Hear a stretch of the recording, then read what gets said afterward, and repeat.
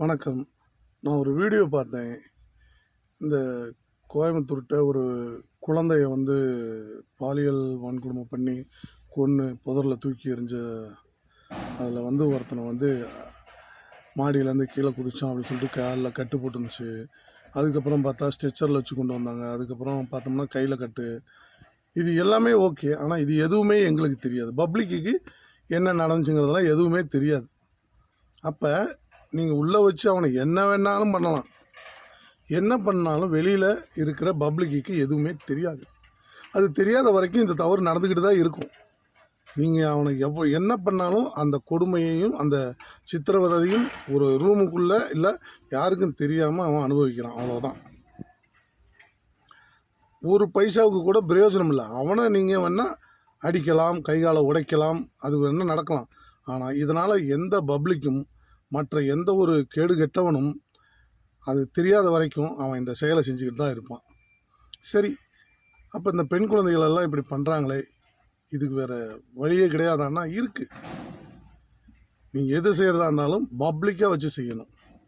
அவனை அடிக்கிறதும் சரி, எதுவாக இருந்தாலும். இல்லை அது மனித உரிமை மீறல், அது குழந்தைகள்லாம் பார்த்தாங்கன்னா இதாகிடுவாங்க அதாகிடுவாங்கன்னாங்கன்னா ஒரு ஏஐ மூலியமானாச்சு இப்படிலாம் நடக்கும்னு சொல்லி காட்டணும். இன்னொன்று, இந்தியா முழுக்க எய்ட்ஸ்னு ஒரு கொடிய நோய் ரொம்ப இதாக வந்தது.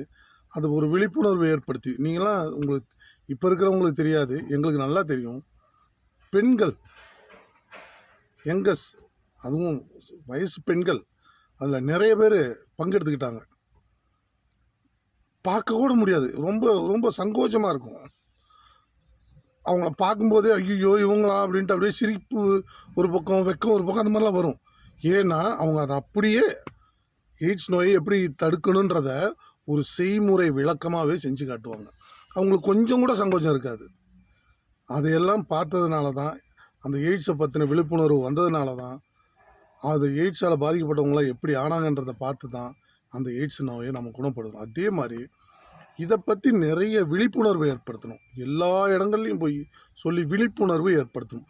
விழிப்புணர்வு ஏற்படுத்தாத வரை இந்த குழந்தைகள் மீதான, பெண்கள் மீதான வன்கொடுமை, பாலியல் பலாத்காரத்தை தடுக்க 100% முடியாது.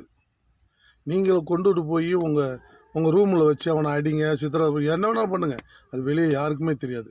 உங்களுக்கு மட்டுமே ரகசியமாக தெரியும். அவ்வளோதான். அப்போ வெளியில் இருக்கிறவன் அந்த தவறை செஞ்சுட்டு தான் இருப்பான். ஏன்னா அவனுக்கு தெரியாது. இதை தெரியப்படுத்தணும். இந்த மாதிரி செஞ்சால் நல்லது. நன்றி.